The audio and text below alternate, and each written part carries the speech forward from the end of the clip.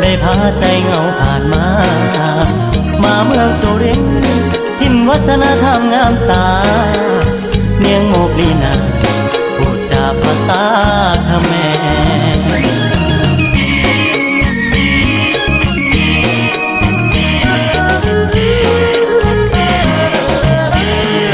เอ่ยเนียงล้อสนอเสียงซอคมคำรายรำงามแท้พอจะได้จักอายลงหักสาวขแม่หัวใจอายแพ้ตั้งแต่แรกพบศบตาพรึมโจพรึมสาวกันตรึมยุคใหม่สีสันแดนอีสานใต้หนุ่มบ้านไกลได้มาพบพากระนกติ้งต้องรำตักกะแตนตำข้าวในนาอ่อนแอนเอวบางน่ารักน่าชังดังอัปสรา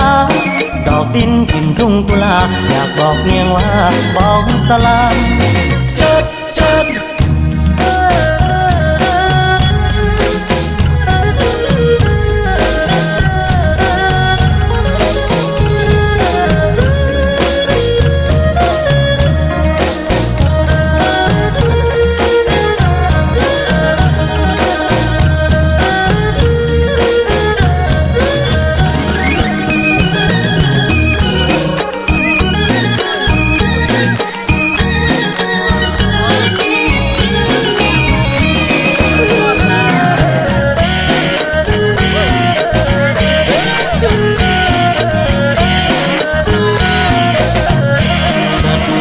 เนียงสนม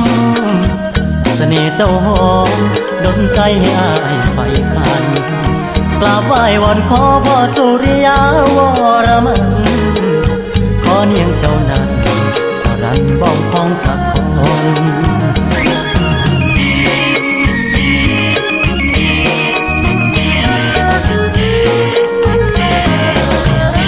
หากบุญนำพา